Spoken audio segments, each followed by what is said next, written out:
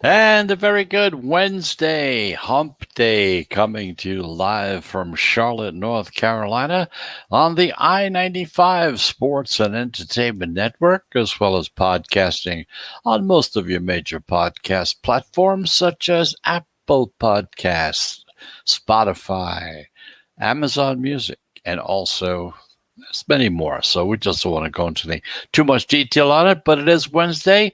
We're on the East Coast. We're in Charlotte, North Carolina, Eastern time zone. But whatever time zone you happen to be in, I hope you're having a good day so far. It's starting out for you guys out on the West Coast. Meanwhile, here on the East, we're kind of rolling along today. It's hump day. It's Wednesday. It's the middle of the week. So we got some things to talk about. We got enough sports to handle for today. There's only one NBA game on tap for today, so we doesn't seem to fit into the boundaries for the pros for a selection in that particular game. So we're not going to have any basketball choices for today. However, we do have three baseball games on tap. We're going to take a look at the Mets and the Orioles, the Indians and the Cardinals, and of course the Kansas City Royals with the Los Angeles Angels as well. So that's the story. Those are the things we're going to be talking about, in addition to a little NFL action. The NFL is alive every day. It just seems to be that way. Anyway, something to talk about as far as the NFL is concerned. And of course, today we're talking about the futures market as far as game totals are concerned. We're going to take a look at four teams, kind of give you our thoughts and ideas on why we think certain teams should be over or under the numbers that have been pre-described by the various sports books around the country. So let's take a few minutes. We're going to take a look and see what happened yesterday in the world of sports. That's generally what we do on the show. If you've never listened to the show before, we have a general format of what we find out what happened the day before so we can bring you up to date as to how well the favorites, the home teams, dogs, road teams, whatever, kind of give you some stats on that so that if you want to input, use them as an input for whatever system you happen to be using, we're making that available to you as well.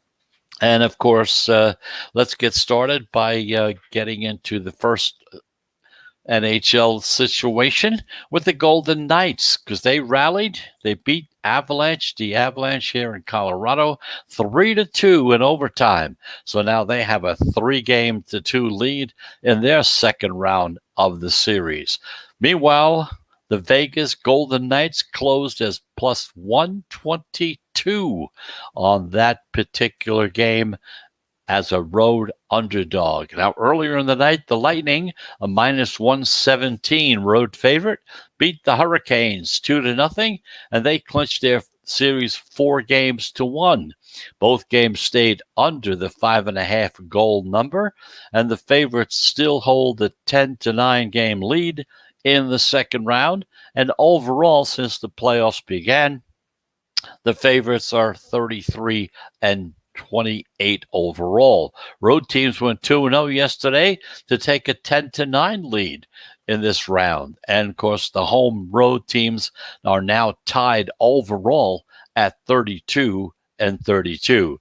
The unders are now 10-8-1, and they lead in this round. And they lead overall 34-29, which is at 54%. So that's the wrap up on the National Hockey League for last night. One dog, one favorite, one. Meanwhile, in the NBA, Jazz held off the Clippers 112-109. They won that game one in their second round series.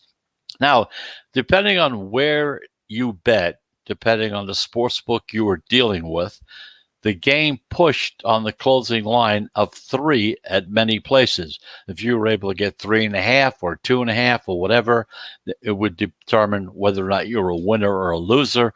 If you did get 3, it turned out to be a push for you.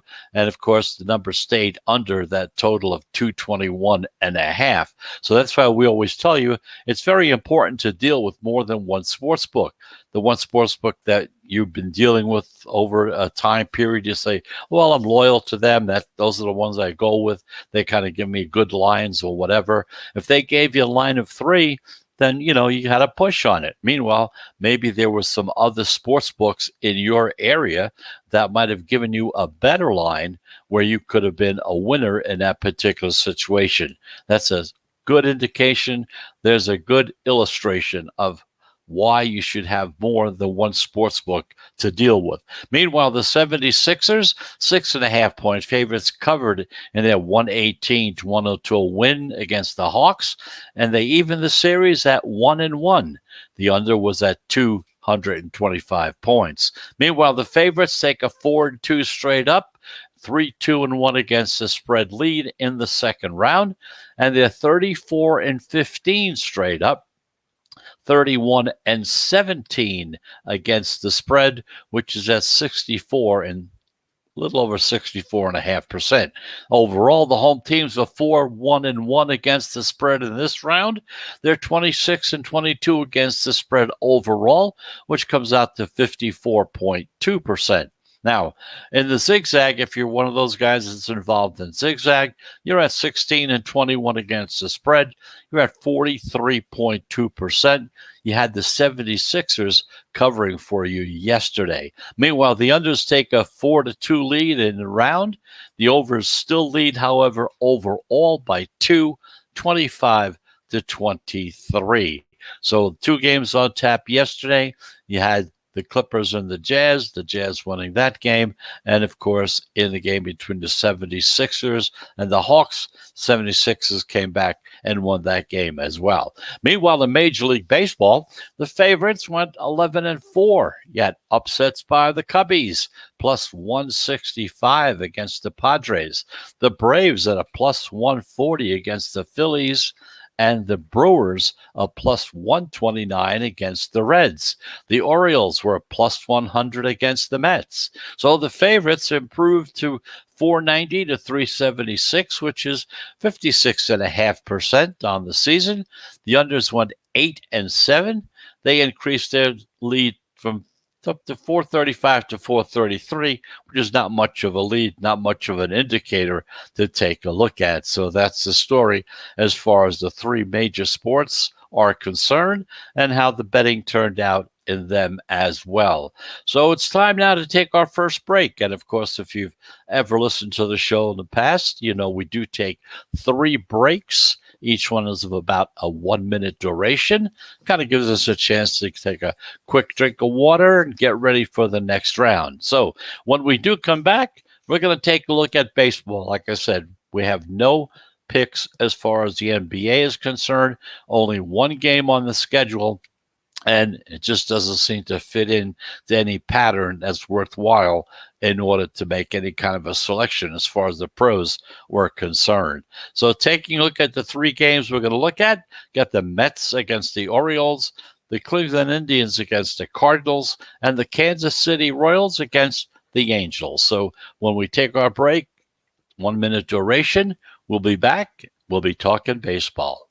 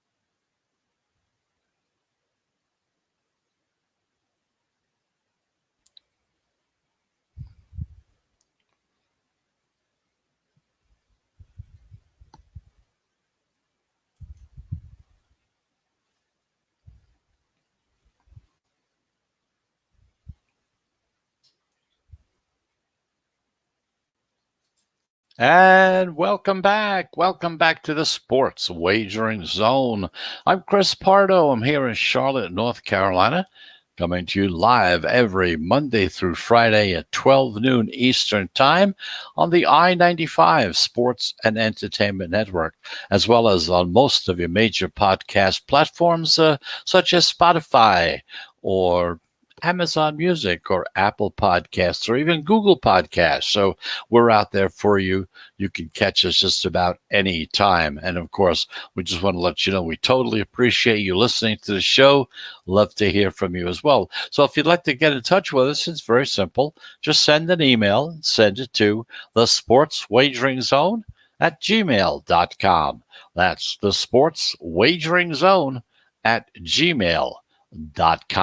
So because there's only one basketball game in the playoffs for tonight, and like I said, it doesn't fit the pattern or whatever it is that the pros use to determine which way they're going to be leaning on a particular game. So we're just going to spend our time talking about baseball today because baseball, we kind of pushed it aside there a couple of days. More many plays coming up. Yesterday, we happened to have 3 plays on tap, and out of those 3 plays, 2 of them happened to come in. Very simply, we had Milwaukee against Cincinnati. We had Milwaukee in that game against Cincinnati. Had a winner with the Yankees over the Twins. Yankees finally busted out of that losing streak and came back and won a game. But as far as Boston and the Astros were concerned, Houston came back and they really blew Boston away. So we were 2-1 yesterday. We had 3 plays. We're up around 52.5% as far as a winning percentage in baseball goes so far this season. So these are the 3 games on tap for tonight. 7:05, New York Mets, 29-24, playing the Baltimore Orioles, 22-38. Last night, the Orioles crushed the Mets 10-3. That's an interleague game. It was the first game of the series, and they cashed in as a -105 home dog. Baltimore has the second worst record in Major League Baseball. They're only behind the Diamondbacks as far as the totals go, but the Orioles are now 5-1 in their last 6 games. So in tonight's rematch, the Mets hand the ball over to Taijuan Walker, who's 4-2 so far this season. He's got a 2.17 ERA. The Orioles come back with their veteran, Matt Harvey, a former Met, by the way, 3-6 on the season with a 6.62 ERA. Now, as we look at the line, it opened with the Mets listed as a -150 road favorite, and the Orioles as a +135 home dog coming off of last night's game. The public sees a layup here for the Mets. They have a far better record, and their starting pitcher is better than the Orioles' starting pitcher, so they have an advantage there. Plus, look at it this way. Gambler's fallacy says there's no way the lowly Orioles can win again. Now, however, despite a heavy majority of bets coming in on the road chalk, we've seen the line on the Mets drop from -150 to 135 on the money line. And of course, you know what this means. The pros are in a reverse line movement, buying low on the home dog Orioles at 135, which actually dropped to +125 since they came in very heavily on this side. Baltimore has value because they're a dog coming off of a win. They're also a dog with a high total, and an interleague team with the line move in their favor is at 61% so far this season. I'm going to repeat that once again. A dog with a high total and in an interleague team game with a line move in their favor are at 61% this season. Now, home teams receiving 10 cents of steam or more in a non-division game are at 64%. As you see, going from 135 to 125, that's steam. We could also be looking at another high-scoring game because the total, like we said, is 9. The over is juiced up to -120 on the money line. What this means is a good possibility that line may go to 9.5. As far as the weather is concerned, it calls for a hot 85 degrees in Camden Yards, 5-mile-per-hour winds blowing out to center field. So in this first game tonight, the pros and the analytics, very much so, like the Baltimore Orioles in this game. At 8:15, you got the Cleveland Indians and the St. Louis Cardinals. The Indians are 32-26. Cardinals 31-30. Now, the Tribe rolled in last night's interleague game opener, winning 10-1. They were minus 160 road dogs in that game.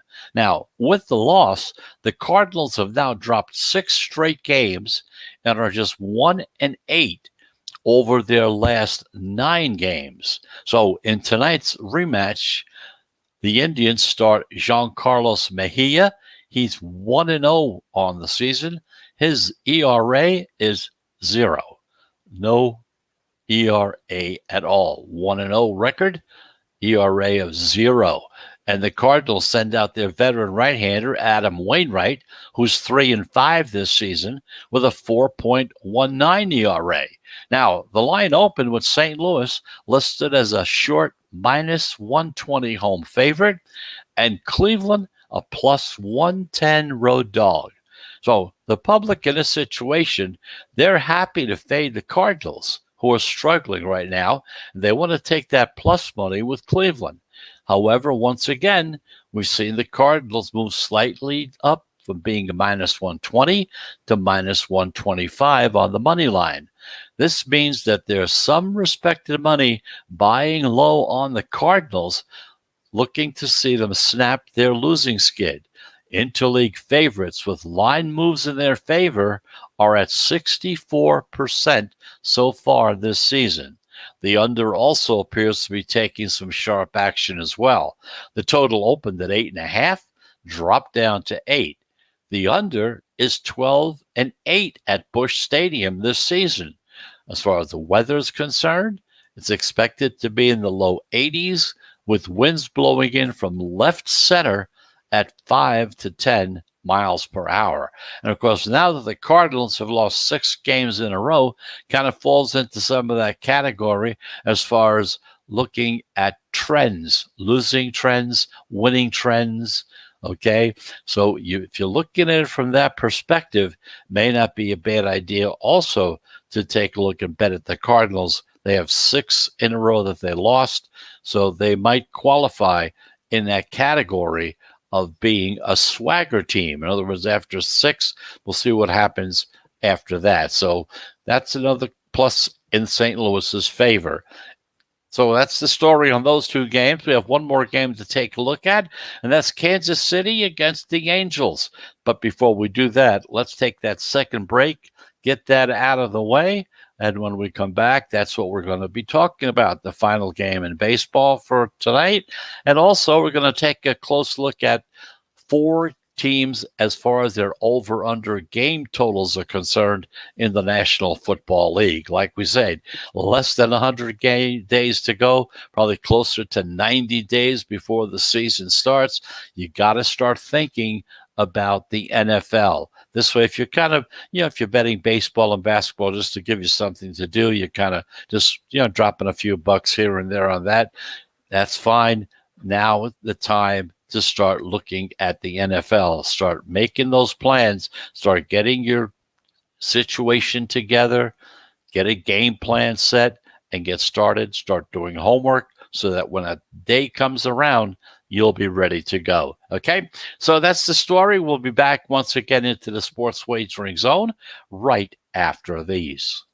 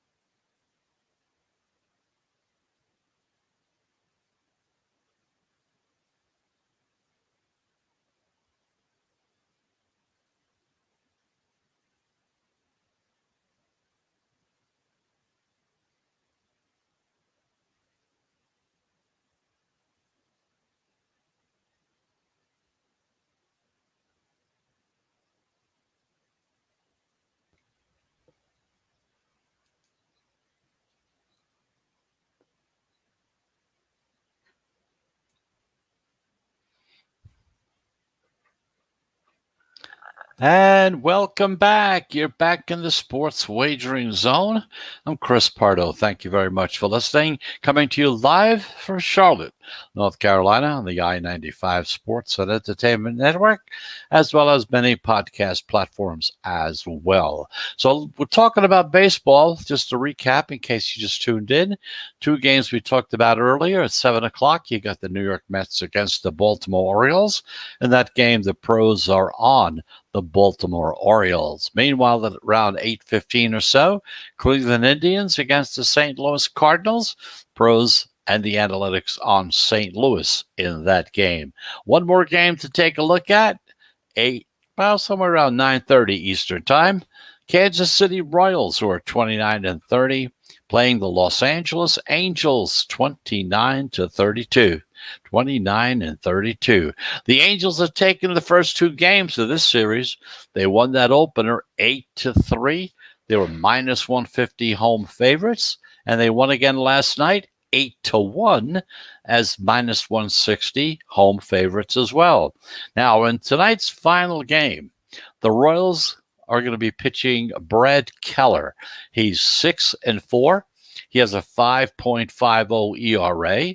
And the Angels come out with their fellow righty, Griffin Canning, 4-4 with a 5.82 ERA.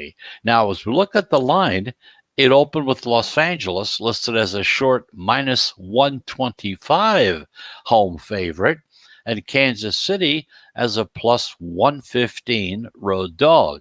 Now, the public thinks the Royals are due for a win in this particular series, but the pro action has come in on the Angels to complete the sweep, pushing Los Angeles up from minus 125 up to minus 130 on the money line. The total in this game is 9, which is pretty high. The over in this series so far is 2-0. Both teams have been profitable to the over this entire season so far. Kansas City, 29-27. Los Angeles, a hefty 35-26. Now, as far as the weather's concerned, temperature in the 70s, 10-mile-per-hour winds blowing out to right center.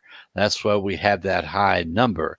The over is 23-10 at Angel Stadium this season, making it the best overall stadium in Major League Baseball as far as overs are concerned. So once again, let's recap the three games we have on tap for today. Mets against the Baltimore Orioles. Pros are on the Baltimore Orioles. Cleveland Indians against the St. Louis Cardinals. The Indians and the Cardinals. The pros are on the Cardinals. And the final game, Kansas City Royals and the Los Angeles Angels. The pros are on the Los Angeles Angels as well. Now, once again, just to let you know, yesterday we had the 3 plays. We won on 2 plays, one on the Yankees and on Milwaukee, lost on the Boston against the Stros. Meanwhile, in basketball, even though we don't have a pick for today, I want to bring you up to date as far as how this little method is working as far as the NBA playoffs are concerned. Yesterday, we had the Hawks against the 76ers. That was a loss. Now, the Clippers and the Jazz, we had the Clippers in that game, regardless of who you had. We're looking at Las Vegas odds at 3, so that was a push. So that's neither a win nor a loss. So going into the total so far for this season, we've had 37 plays, 26 winners, which is still a nice 70.2%. And understand the pros have been picking these games as far as the favorites are concerned. They're somewhere around 64% in that area. So you can see that somewhere along the line, we had some underdogs that came in to make up that difference in the percentages. So as far as the pros concerned, the numbers that we've been working with, 70.2% as far as the NBA is concerned, and as far as baseball is concerned, up around 52.5 to 53% as well. So that's the story on baseball and a little bit about basketball. Now let's turn our attention to the National Football League. As always, like we said, every day throughout the year, there's always something you can talk about when it comes to the NFL. So we're going to look at 4 NFL teams that we kind of feel should going under their 20 to 21 win totals. Okay. So taking a look, first of all, and these are odds out of BetMGM, by the way. Chicago Bears, their number is 7.5. Okay. So we're looking for the Bears to go under 7.5. And the money line on that is minus 115. Now, as much as I think that Fields has a good chance to make the Bears and it's going to make them better over the next 5 seasons, I think what this team has on its hands for 2021 is a sports key position, and it can't be described as anything but a mess, and that's at quarterback, because all 3 quarterbacks probably they're expecting to start, and that's really not a good way to get started. Chicago was a surprising playoff team last year, finishing 8-8 at 500, winning 6 games by 7 or less points. Now, historically speaking, that's not a good indicator of future improvement. Just 4 of the past 34 teams that accomplished that feat got better the next season. The average decline was 2.5 wins. So, in addition, if you look at the middle portion of the Bears' schedule, they face a block of 5 straight games against Green Bay, but we don't know what's going to happen there yet. Tampa Bay, San Francisco, Pittsburgh, and Baltimore. That's a tough road to hoe. And should they be lucky enough to win even 1 or 2 of those games, they still have 5 other spots in which I have them as underdog at 3 or 4 points or more. So as far as we're looking at the Bears going under 7.5.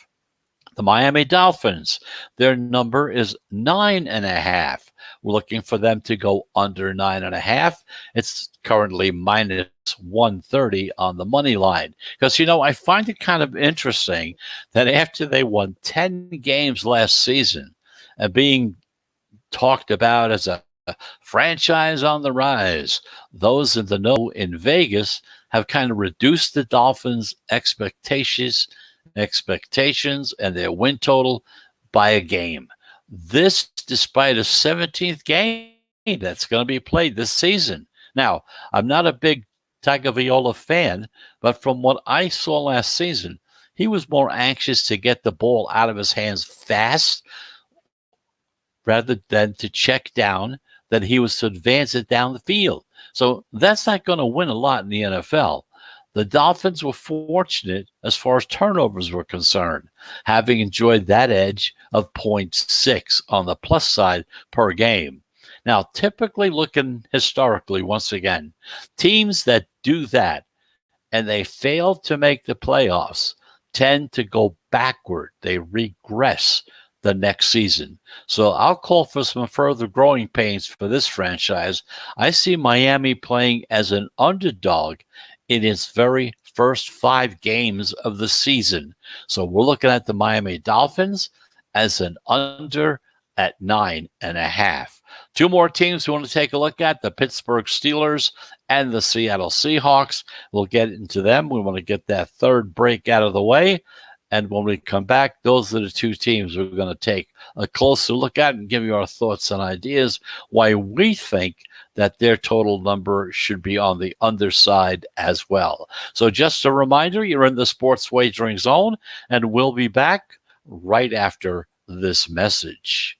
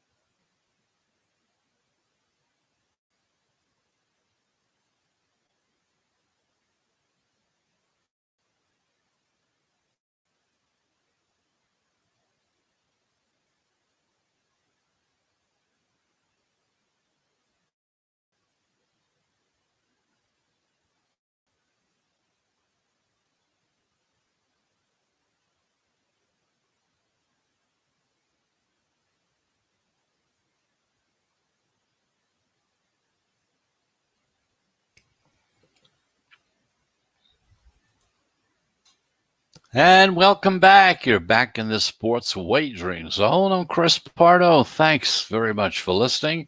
Like I always say, we appreciate you listening to the show. We really do. So we taking a look at four teams, and as far as we're concerned, we're kind of like the under in these situations.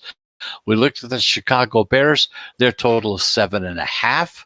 We see for them to be under in that category. The Miami Dolphins are at 9.5. We kind of think they're going to be going under that total as well. So now let's take a look at Pittsburgh Steelers.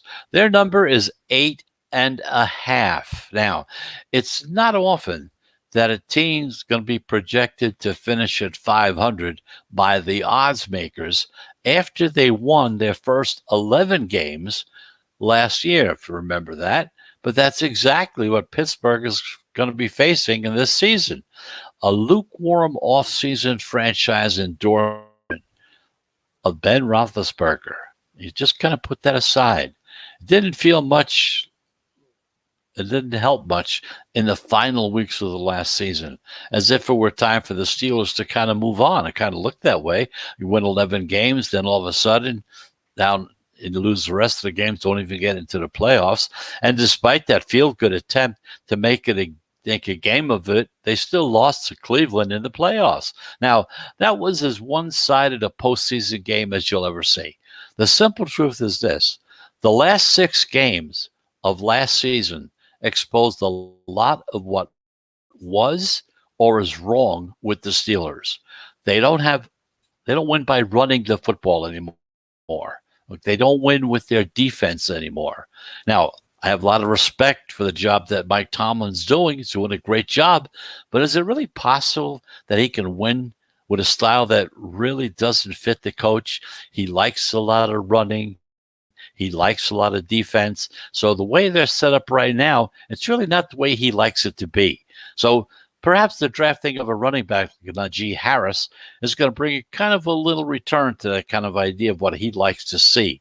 I think it's telling that according to power ratings, they show the Steelers as underdogs of at least 6 points in 3 of their first 7 games.